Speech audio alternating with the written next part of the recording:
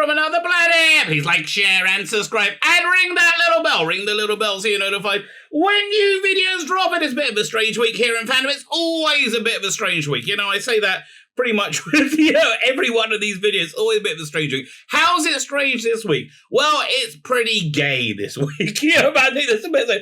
It's pretty gay strangeness, but not in the way I think most people think. There's a lot of stories going around essentially saying the Ncuti Gatwa's doctor is going to be a gay doctor. He's not. Okay? I mean, I understand a lot of you out there may think so, right? And you may be right. You may be right. But it just doesn't pass the sniff test. Equally, Russell T. Davies, even though apparently in writing seems to absolutely hate straight people, right? In writing, says absolutely can't stand straight people, and has said a few somewhat inflammatory, strange things of himself, of late himself, which he normally does, right? That's kind of Is Russell T. Davies saying something, extremist political commentaries every now and again? Yes, that happens. That doesn't happen. But I don't think he hates straight people. I don't think he sees gay people as being intrinsically superior.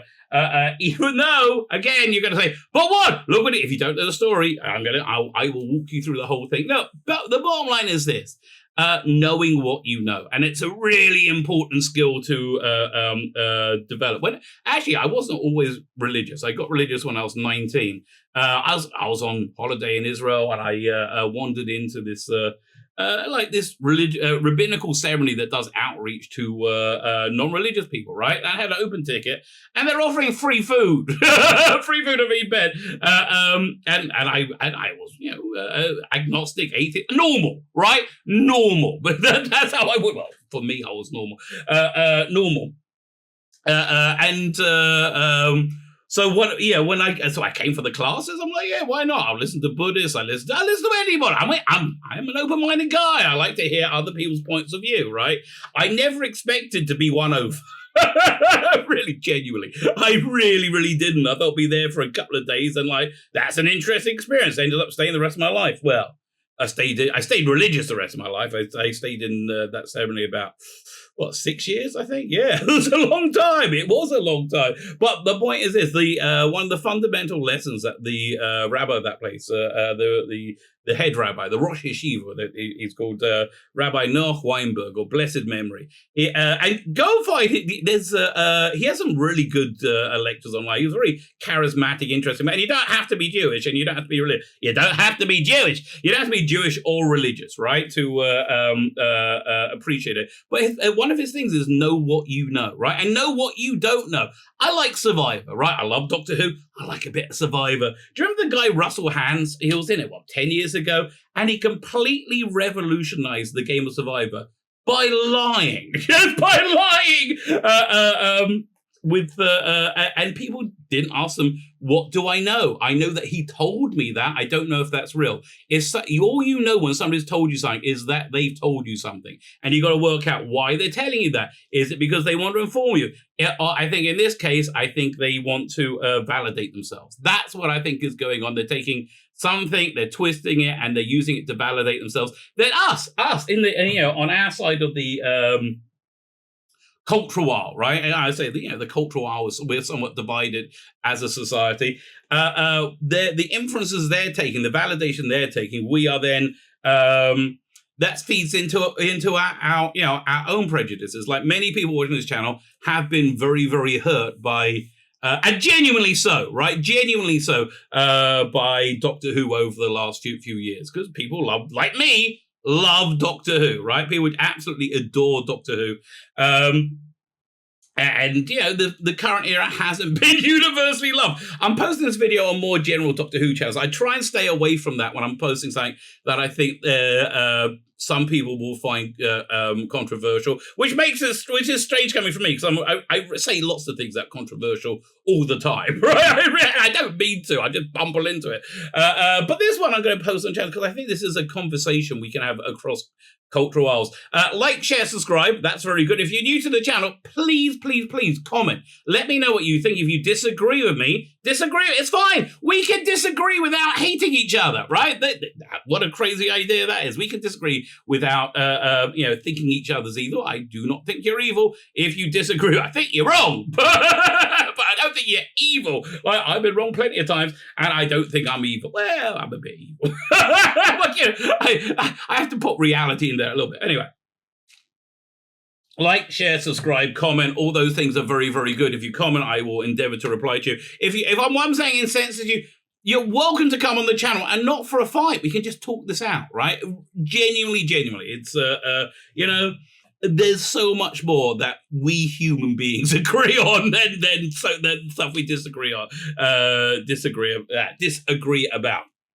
So like, share, subscribe, comment. Sign up my Substack. What's my Substack? It's an email newsletter. By the way, if you want to head over to Rumble and subscribe to me there, I'm getting a bit of traction at Rumble. Like a bit of Rumble, mate. Sign up my email newsletter. It's free. Substack. It's in the video notes. You get daily updates about where you'll find my sparkling and scintillating content. Plus, I put out extra stuff as well. I like extra stuff. Like putting digitally, obviously. Like yesterday, I grabbed a bunch of old ads from Doctor Who magazine from like 2002, and I love that sort of stuff. I find it fascinating. I put in like things that are out of print, the backup strips they did. I do all kinds of stuff. So subscribe to that. I have a paid version as well. Now I think the apocalypse is coming. Maybe your money won't be worth anything. Give it to me, baby. Even if it's not worth anything, I would like to hoard it. Like what's the name of the dragon in Lord of the Rings? I don't know. It's Smaug. So I would like to do that. If you don't want to do that, it's completely voluntary, babe. Don't send me your money. I mean, you can sign up my paid Substack. You can send me don't send me all your money. Okay, not that anybody would do that, right? Not that although, here, let me this is a bit of an aside. Let me show you this. So, this is awesome, right? This plays very much into my vanity. Somebody did some fan art. If you want me to credit you, I will. I credited people when they sent me stuff before, and they're like, "No, don't say my name." So if you want me to credit you, first name Eddie, right? I would please be. I say Fandom Dozy quite a lot, so I love that, right? So if you want to do that, you can. I guess if you want to send me all your money, you can. I don't know. I do what you want, baby. Do what you want. Like, share, subscribe, comment, Substack. All those things are very, very, very, very good. Thank you very, very much. Fine, let's get into the story. And so there's a bunch of vectors to this story, right? There's a bunch of things happening simultaneously that are dovetailed into each other that have given, I think, somewhat of a negative impression. And have, I think, again, been twisted out of context, only slightly, by the way, right? They might be right. Their interpretation of it may be 100% correct. I do not think so. But it's been, I think, been twisted somewhat out of context. And then we, with the other side of the cultural world, reacts and goes, no! Right? And again, playing into our prejudices. Our prejudices are that many people who have been very, very hurt by the current era, right? And not hurt because Jodie's a lady, for goodness sake. I was on board for it to start with. I mean, until I saw her. Actually, until the fourth episode, right? Until the fourth episode, and then I went, oh dear.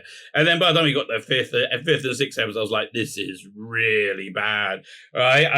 And it's actually a lot worse than I thought. I've done some like real deep dive reviews of the first season. Yes, the quality of writing is absolutely abysmal.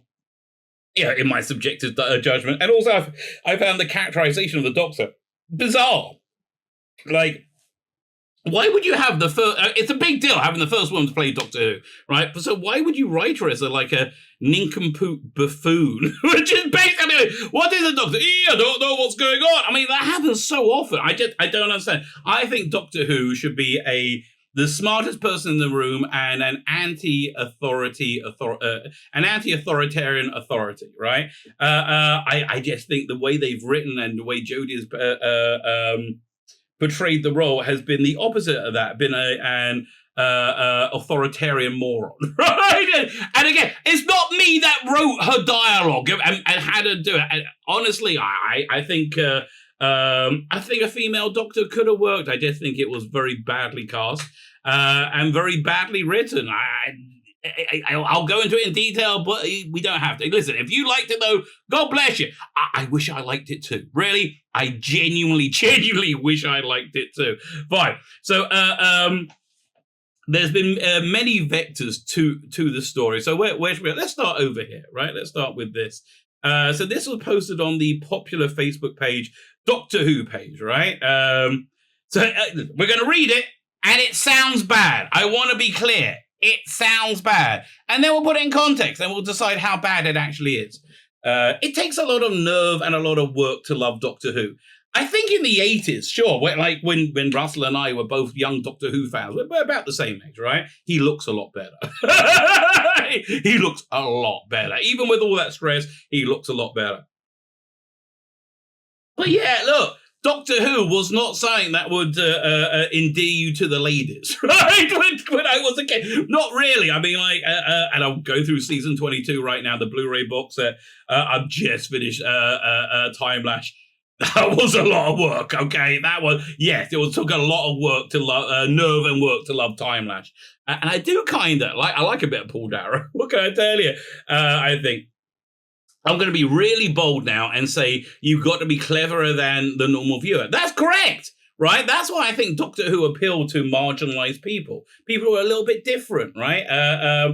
And you don't need to be gay to be marginalized. You don't need to be black to be marginalized. You don't need to be Jewish. Yeah, you don't need to be Jewish. You don't need to be so the second time I said that, you don't need to be, anyone can feel marginalized, and being a bit smarter will make you feel marginalized, right? So being, the average school kid, into whatever, in my day, it was Mel and Kim. or who was it? Bros. Remember Bros? What happened to Bros? We went on to then they go on to be a good actor. Was it Luke? I can't remember the name. Right. Yeah, but teeny bands and football, right? I never liked football. It just seemed kind of dull to me. I mean, I never liked playing it because I was always fat, but I never liked watching it either. Like my poor dad, he loved football, right? He got season tickets to Tottenham Hotspur, White Hart Lane, right? Which was a fortune for me and my sister and him. Me and my sister really couldn't care less. I liked going up for the fry up beforehand and the Kinder eggs, right? While the game was going. But I was like, they're kicking a ball around the field and there's no... there was no dramatic story there. There was no arc. There was nothing I was learning about anything, and it was kind of dull, right? If you like it, good for you. But you're slightly cleverer kid would like Doctor Who, right? And that's why I think it's got such a large gay following, because the character of Doctor built into its DNA is to be an outsider and is to revel in you being an outsider, right? It's a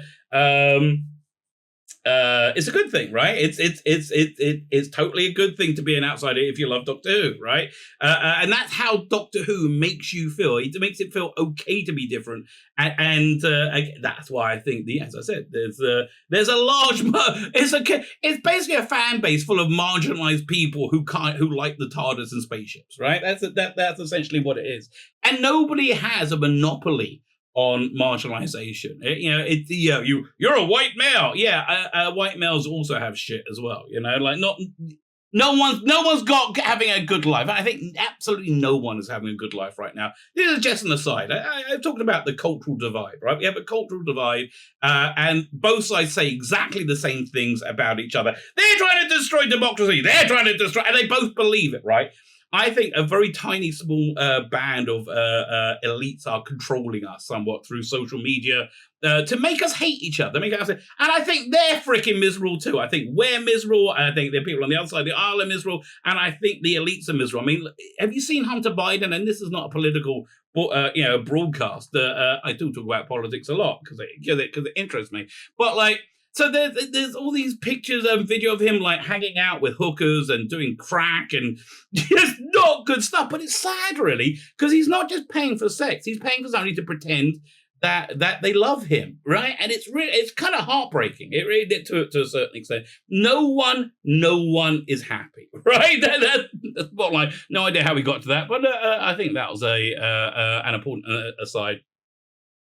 You've got so you've got to be cleverer than a normal viewer. You've got to take more of a risk, and you've got to invest in it. I look around my office. You think I invested? Yeah, I did. And we all did. Because you've got to fill those gaps where it looks cheap or it's looking poor. Again, in the 80s, yeah, I think you may be being self-deprecating, Russell. I don't think it looked cheap or poor by your series or onwards, the Revive series or on. In fact, was it End of the World was very that was the third episode. Second, it was the third episode, I think. What was it? Well, second, Unquiet Dead or End of the World. Whichever one it was, they still hadn't quite worked out what was going on, what the house style was, what they were doing with Doctor Who. But that was really written to be a huge effects, massive show to dispel that image of it looking cheap or poor. For me, it really didn't look cheap or poor at all. But yeah, okay, I hear it. So here's the controversial bit, right? It's a very imaginative act to watch Doctor Who, I think. I agree with you. And I think gay people are better and cleverer. It sounds so bad. Better and cleverer and more imaginative than anyone else. Okay. So again, sounds bad, right? Now let's look at the context and what it was, where it was saying it. It was in an LGBT podcast, right? A pride podcast. And I think Russell T Davies is kind of a gregarious, uplifting character, so to a certain extent, right? I think if it was on a Welsh podcast, he'll probably go, "Well, we all know the Welsh are the best." Yeah, I mean, I think he would do that, right? He was on an LGBTQ plus, probably back then it was just LGBT. It's from 2015, I think. LGBT podcast, and I think he was just being charming, right? I don't think he was saying, "I hate straight people." I have never seen that in his work, and I've seen all of his work, right? And I think the bottom line of his work is it's very, very humanistic, right? It loves people, which I think is beautiful. I think there's this core of family going through everything, which is never been seen in Doctor Who before, but there's much more a bond of love between people, and the people are real and three-dimensional. So I just don't think he's saying, "Oh, I hate everybody else." I really, really don't. Does it pass the sniff test? Not for me, right? Not for me. Second thing that's been going around the fandom. Now, this one's a bit funnier, right? This one is a bit funny. Still concerning being gay in some way or another. We have this chap. So Lance. Literally Lance J. So Lance is a younger, conservative, I think, Christian person who got blocked by Russell T Davies and called him a Republican C-word. Right? It wasn't. It was. I think it was a mistake of Russell to do that. He's a human being, but I do think it was somewhat, inappropriate and self-defeating. I think it was self-defeating behavior. So, look, the bottom line is this. Again, I think he's Christian. And if you weren't aware, and I think it's worth speaking this out, the Old Testament, generally speaking, is not LGBTQ plus friendly, right? It says same-sex relations is a sin. I'm not telling you you're an evil sinner if you're gay. Absolutely not. I think that's been misconstrued and misinterpreted. I'm a rabbi, right? I study theology a lot, in depth, absolutely in depth. And for example, I think the idea of gay couples not having the same marital rights and financial marital rights as straight couples is something that the Old Testament not on board for either, right? I think the Old Testament views all people should be treated equally, right? Actually, interesting enough, the more that you look into biblical law, you'll find it's much more, anarchic? Is that the word, right? Anarchic. It's much more anarchic. The idea, look, we have leaders, again, prescribed in the Old Testament, we have leaders, but they're always done begrudgingly. It's like, the Israelites demand a king, and they're like, "Oh, really?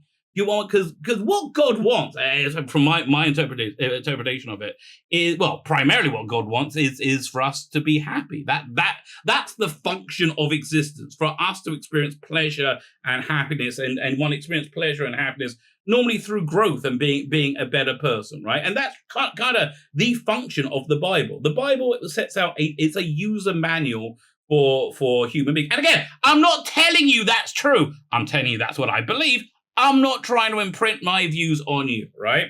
And generally speaking, if you follow the lifestyle as laid out there in an accurate way, you marry, you have kids, you stay, you have fidelity to your partner. You can be a virgin when you get married and only have one sexual partner your whole life. If you do that, your life is going to be happier, more likely than not. Now, there is a section of the population that's just not an option for. If you're gay, you're gay. Okay, absolutely, you're gay. The Old Testament is not pro same sex relations. So I think the trite way of saying it, I really don't like this. Like, love the sin, hate the sin, love the sinner. I just think that's kind of I agree with that, but I think it's a very simplistic way of looking at it. I mean, certainly you have these religious groups, the Southern Baptist Church that goes by the name of God Hates Fags. I can't think of it again. I think of myself as somewhat on an expert on Judeo-Christian theology. I can't think of anything more of an anathema to the character of God as represented in the Old Testament. The whole they call their chapter "God Hates Fags," and I just think that's disgusting, right? I do. I think that's disgusting. The idea is this: the commandments in the Bible are essentially personal ones to enrich your life if you're able to do them. God doesn't need your help enforcing them unless He appears to you in a burning bush, and if He does that, get psychological help first, right? I'll make sure other people see the burning bush. That might be a good idea. So anyway, that's essentially Lance's views as I understand it, and I think he probably expressed them poorly. I think that's and I think that upset Rusty Davies, because it's very hard to say, oh, the creator of the universe finds your lifestyle sinful without being offensive, right? And I just don't think that's an accurate representation of the Bible, right? I again, from being a Bible thumper myself. In fact, I love It's a Sin. I think It's a Sin is probably one of Rusty Davies' best works. Although I have a big soft spot for a very British scandal. I thought that was just lovely. I really genuinely did. But the first episode of It's a Sin, which is about the AIDS tragedy, crisis, whatever you want to call it, from the 80s, you see what the average life of a gay person was, a young gay person in London in the early 80s. And I don't think it was the rampant gay sex is the problem, right? And I don't think it was the gay sex is the problem. I think it was the rampant gay sex. I don't think that's what sex is for, right? I think the function of sex is to make a loving union between people, because it's very pleasurable, right? And when somebody does, when both partners are caring and they give each other pleasure, right? It causes an emotional bond. I think that's what sex is for, as represented in that first episode of It's a Sin.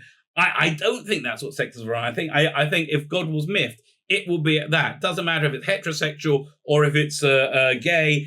If you're living your life like it's a script from a porn movie, that's probably not going to lead to your ultimate happiness, which again is the Judeo-Christian goal. That's the idea of the Bible. Okay, fine. So let's. So he got blocked by Rusty Davies, and then I want to say, dude, you get a new Twitter handle. Like, you have not done yourself done yourself any favors with that stuff. So anyway, so then he goes back on social media. I think there's Instagram, and he writes to Stephen Moffat. Glad you're still around, Stephen. Russell T. Davies blocked me on 2 accounts. I love Doctor Who, and I was very nice to him too.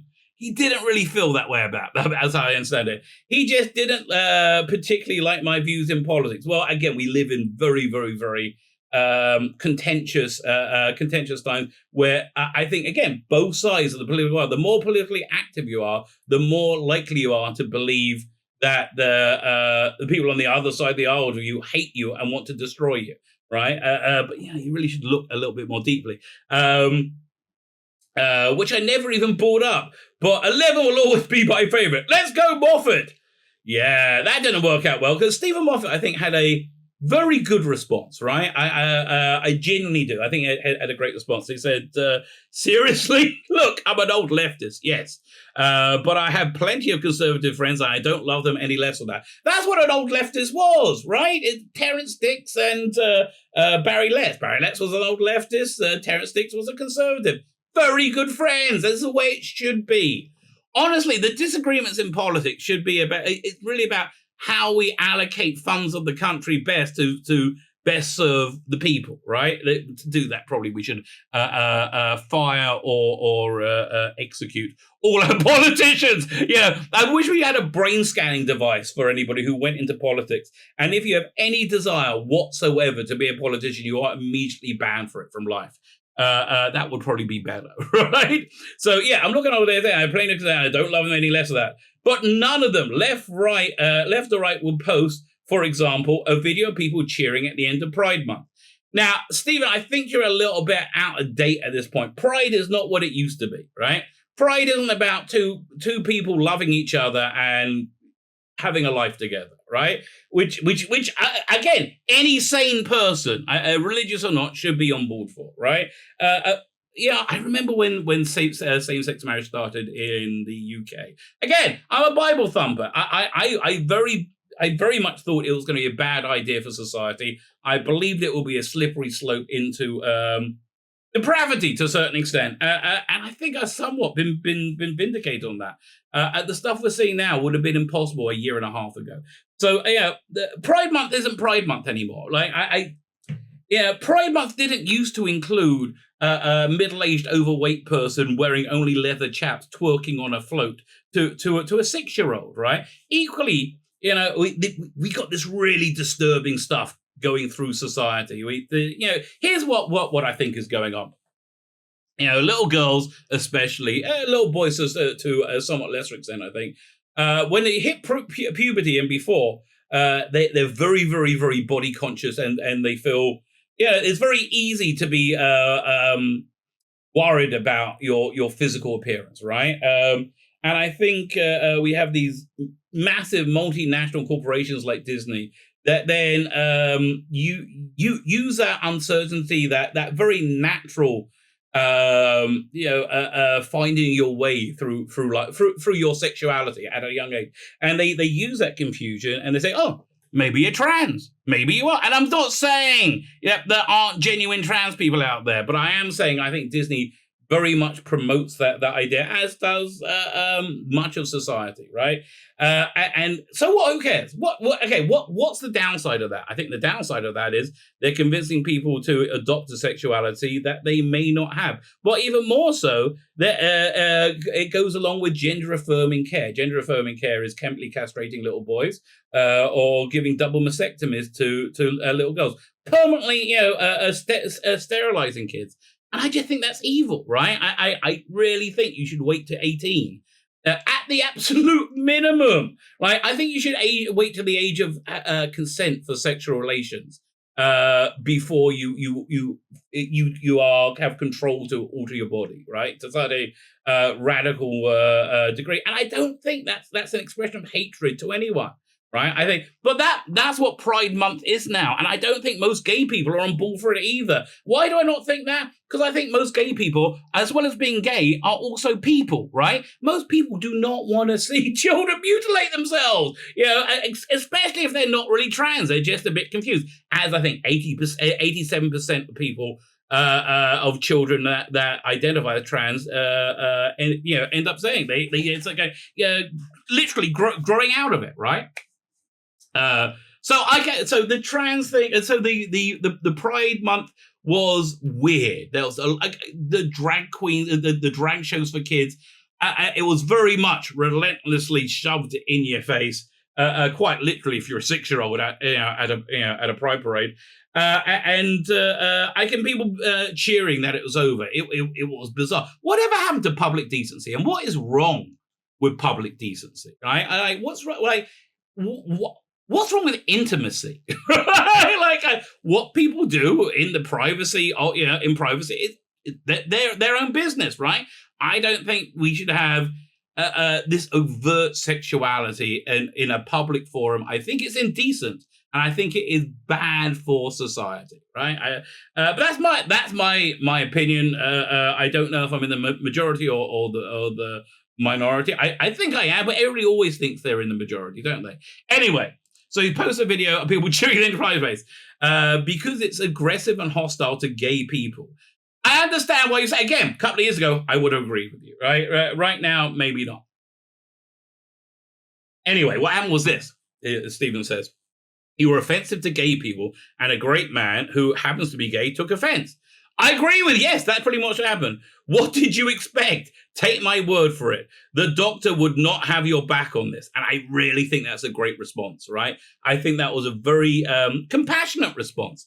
Yeah, I really do. I think Stephen Moffat is probably one of the best people to say what the doctor would or wouldn't think. Even if you didn't like his work at Doctor Who, I recommend getting some of those Blu-rays, the classic Blu-rays, and watching him talk about Pertwee, and not watching him talk about Doctor Who in general. He has such an incredible understanding of it, right? That's an incredible nailed down understanding of the character. I think he is probably right. So what? So then, toxic fandom that we're going to be talking about in a minute.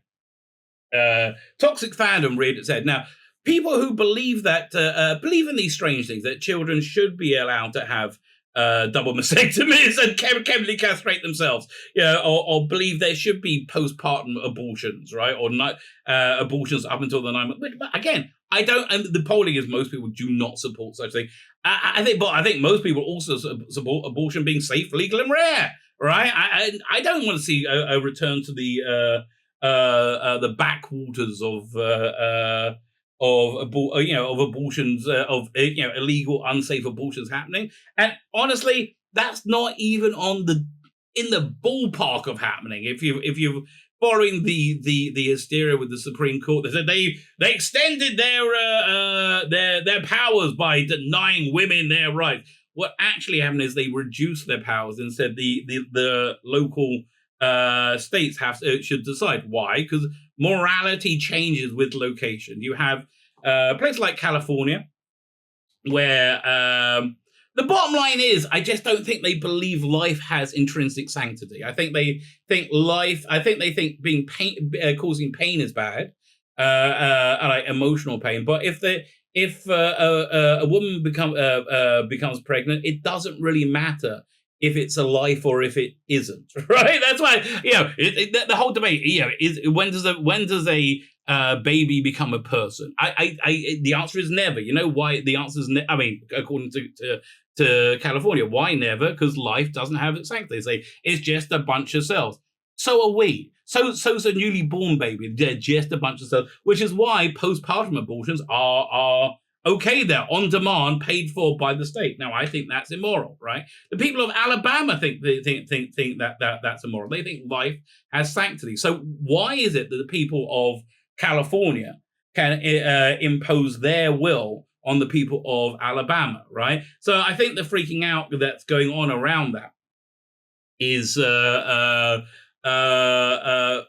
being told you're wrong, right? I think that's the bottom line, being told you're wrong, which is what a lot of this is going on with. So why do I think people are so shallow and weird? Well, let's look at this response over here. This guy comes along and says, who has quite a prominent YouTube channel. So he said, everybody be like, Moffat, you dropped this clown, you king. No, it's not what I felt, right? I felt that he gave a relatively sensitive reply to this young man. And I'm all like, did he just say conservative friends? Yeah. Look, being hateful, same guy says, if I'm friends with a conservative, then I'm friends with people who want many people who I love and care about dead. No, you're not. No, you're not. It's just, again, this hatred, this moralizing of political differences is an anathema to morality. He goes on and starts attacking Stephen Moffat. Not one of them would post. No, but they might not post anything like that, but it seems like they'll vote for that sentiment. I don't think so, right? Talking as a Bible thumper, I wouldn't, right? Also, his current theatre show has full-blown out and proud TERFs. That's trans-exclusive radical feminists. That's people like J.K. Rowling that says having a vagina, being born with a vagina is somewhat important to the experience of being female, right? I guess a dunk is a dunk. But it feels icky. Yeah, dude, I think you dunked on yourself there, right? A little bit more than anything else. But the big story is this. Is Ncuti Gatwa gay, right? Is he going to be a gay Doctor Who? So let's go over here. Do I have where's the slides? One second. Change this. Smaller. So this, and we've had lots of insane articles come out because of it. Let's say this one, for example, from CBR. Confirmation of the first gay Doctor promises a queer era of Doctor Who. Utter nonsense. That did not happen, in my opinion. So let's go over here. So Neil Patrick Harris, who I am really excited to be in Doctor Who. I like Neil Patrick Harris, right? I like hearing him being interviewed. I think he's an intelligent man. I think he's an insensitive man. I think he's a great entertainer. I think he's and just seems genuinely very, very, very nice, right? He seems like I'm not sure if you saw his Twitter feeds when he was in Cardiff filming Doctor Who. But there's this lovely thing where he arrives and he's talking with his daughter and she gives a riddle. It just seemed like good parenting, right? I think good parenting is rare.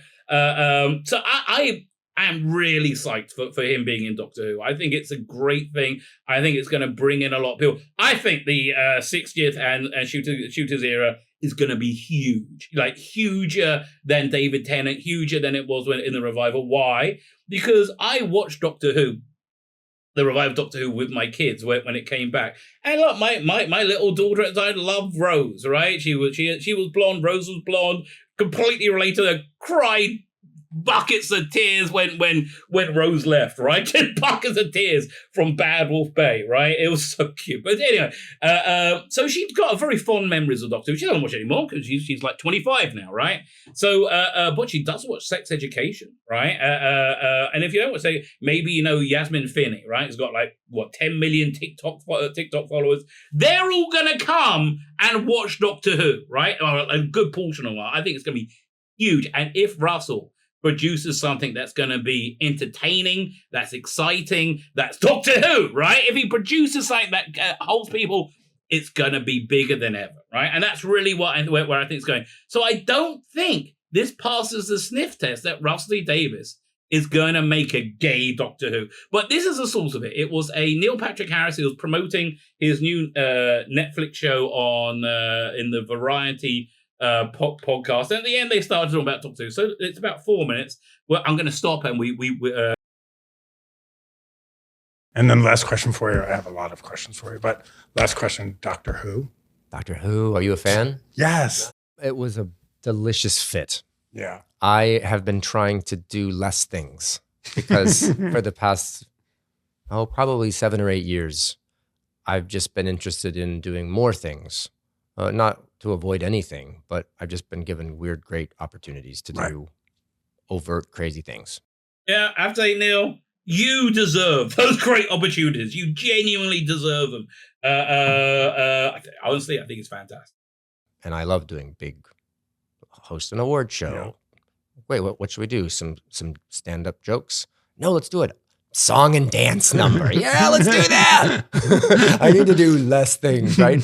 So that was the plan. And then I get a text from Russell Davies saying, so I'm doing this thing and I've written a thing and there's a part in it that you might like. I think it's delicious. Is it okay if I send it to you?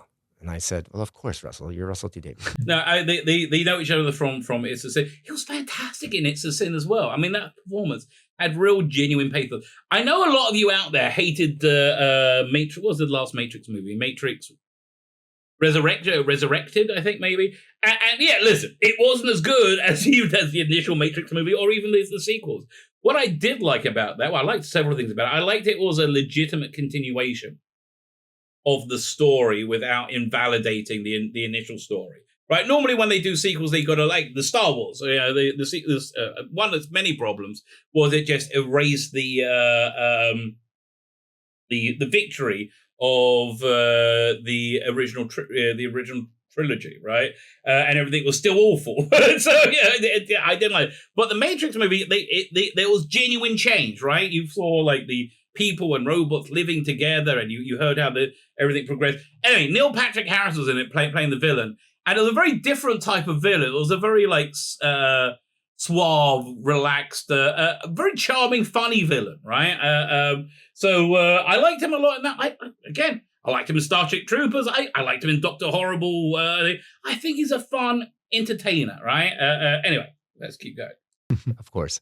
And he sent it, and I started reading it. And from the very, very first scene, I was like, oh, this is delicious. Oh, I can't wait. I can't wait to see it. Also, I really want to hear. I hope they put this out on the DVDs. Ncuti Gatwa's initial audition, right? Because I really think that, was it Fady, the guy who was in Class, was down to play the Doctor. And then Ncuti came in and just gave an incredible audition. But the thing that connects the two of them, right, is they are sexy, right? They are good. I think we're in for a Doctor Who that Rusty Davies finds sexy, right? But much in the same way, Adric was very clearly John Nathan Turner's masturbatory fantasy. But I mean, go back and watch State of Decay. I dare you. I double dare you. It is that precocious young boy gay fantasy that's quite prevalent, right? I think we're going to have a sexy Doctor. Are we going to have a sexy gay Doctor? I really don't think so, right? Why? I think Russell wants to resurrect Doctor Who. I think Doctor Who has been in real trouble over the last few years, as we see through every metric, right? Again, if you love it, I'm not trying to be offensive to you, but if you love it, it's what can I tell you? Good for you, mate. Good for you. But I think Doctor Who is basically dead. Christian couldn't find somebody to replace him because the brand has been so, I think, genuinely tainted, and people are like, don't. Again, you like it, good for you. I'm not trying to diss you. I'm not trying to invalidate you, right? So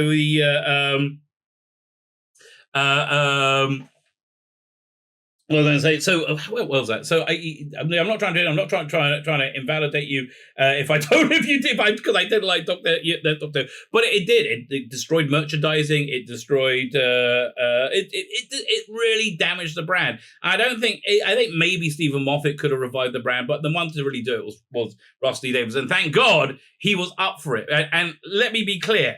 If he makes a streaming portal of Doctor Who, right, with new content and all the classic content, and they're trying to sell it to Disney, which I'm not a fan of, let me be clear, right? But selling a Doctor Who channel to a streaming service that's successful, it would push him into the stratosphere in terms of his career. And Russell, bless him, likes to win. He likes to win. He likes to be successful, right? Because they tried doing this with Star Trek. They tried doing it with Star Wars. They tried doing it with Marvel. All those brands have absolutely failed on streaming. I know they keep making them, but they're not getting any traction. If you can take one of these classic brands and you can make it universally, exciting and acceptable, and really tap into it, that makes him the royalty of entertainment, right? That really puts him in such an incredible position. He's going to make a ton of money. He's going to get tons and tons of respect, right? He's like even more so than he has now, and he gets to make Doctor Who work again, right? Which I think is something that very much appeals to him and is important to him. So I just don't see him making him a gay Doctor, because the sexuality is something doesn't fit comfortably into the role, right? I think doing it one time with Rose was as much as the character can really, really take. Other than that, it just kind of falls apart. And I'm very glad that after Rose, you had Martha was mooning after the Doctor, but he wasn't interested. And then you had the wonderful Catherine Tate when David does like, look, I just want to be mates. And you want to mate? Sonny Jim? I love that. Did I mention I was excited for the 60th? I am excited. All right, let's carry on. Let's hear what we've got to say. It's a great, fun part in ways that I'm not allowed to discuss right now, but I had to say yes. I'm trying to do less, and I'm now committing to more. But I think with Russell, it would be a bad call to say no creatively to him. So I want to be clear. He's not a Doctor Who fan, right? He said at the beginning that he's not a Doctor Who fan, right? And we're going to find here in a minute how much he's not a Doctor Who fan. And he has no need to do it. He's at the top of his career. He can do whatever he wants. He chose to fly to England, to Cardiff, for 6 weeks to film this. It sounds like it's going to be good, right? It sounds like it's going to be exciting good. And you haven't shot it yet, though. I shot it. We spent the last 6 weeks in Cardiff, it was London, Cardiff, Wales, where they've shot Doctor Who for 60 years. And it was with... no, they didn't, mate. But he doesn't know anything about Doctor Who, as we're about to hear. With David Tennant and Catherine Tate. They're both back for the 60th anniversary specials. And they're just the best. And everyone was in such good cheer. And I think having Russell back at the helm is a really great call. Yeah. I didn't know that much about Doctor Who. Really? Well, I mean, I knew it, but I knew it in a very Comic-Con-y, it's a British thing. He was a normie. He's a normie. It's okay to be a normie. That people are obsessed with. Yeah. But it's been going on for so long that if you don't learn about it, you're lost. But I think the greatest expression of normie trying to comprehend Doctor Who was Professor Spacetime in Community, where they had one character, he was watching the show based on Doctor Who. They said, what is that, right? And they put on like this really cheesy, like bad special effects, these like Daleks that look like quarks, go blip, blip, and it looked awful. It looked awful. And then it cuts back to the person showing it and says, this is the greatest thing I've ever seen. There we go. Right. And then that's kind of true. What does TARDIS mean? Who is the Doctor? When I got there, I was talking to Russell and I said, so in that scene when Who and my character meet, and he said, we call him the Doctor. I was like, oh, it's not Doctor Who? And he's like, no, it's a doctor, and Who is more. Who is he? And I was like, oh, it's not Doctor Who is his name. Got it. I'm embarrassed. So, but the world's interesting. I got to study it and learn about it. That's great. And Ncuti, who's becoming the new Doctor, I got to meet which means he is in the 60th, okay? We are seeing him next year. Interact with him a bit, and he's glorious.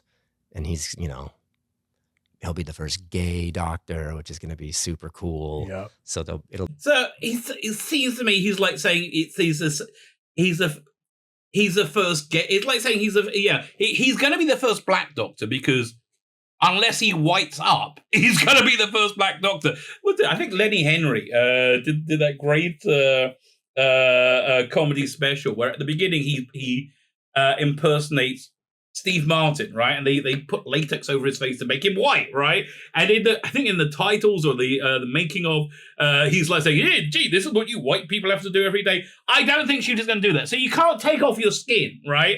He's going to be a Black Doctor. Jodie Whittaker was, if you think she was a doctor, was the first female Doctor, right? These are immutable aspects of yourself which you can't not project.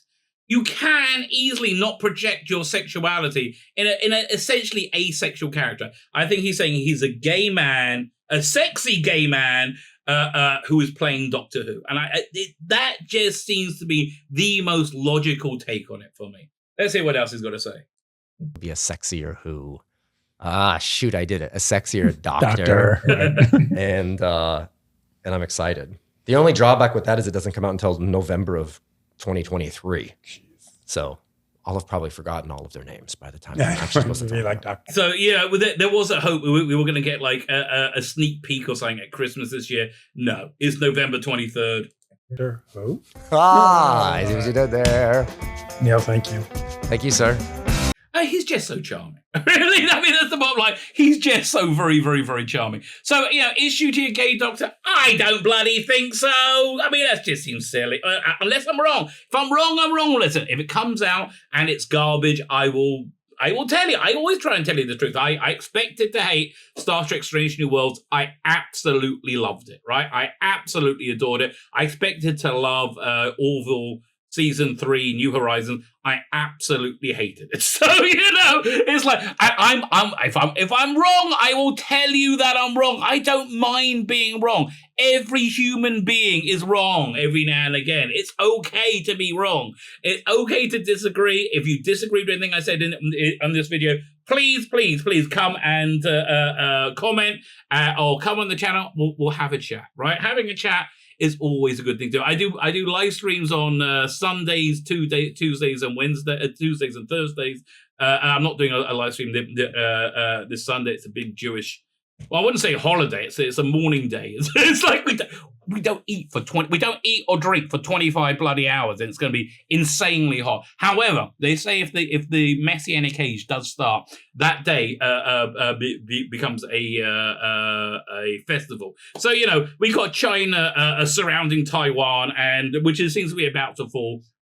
And Russia said they're going to join Taiwan. They're going to join Taiwan. No, they're going to join not Taiwan. They're going to join China in a war. By the time this comes out, by the time we reach Sunday, the apocalypse might be here. As I said, if you want to get ahead of the game, just send me all your money. Listen, I'm a rabbinical guy. Maybe the good Lord will look kindly upon you for that. I'm joking. Don't do that. Okay, don't do that. But you can sign up to my Substack. You can sign up to my paid Substack. My name's Tzvi Lebetkin, the Rabbi from another planet. Please like, share, and subscribe, and ring that little bell. Ring the little bell so you're notified when new videos drop.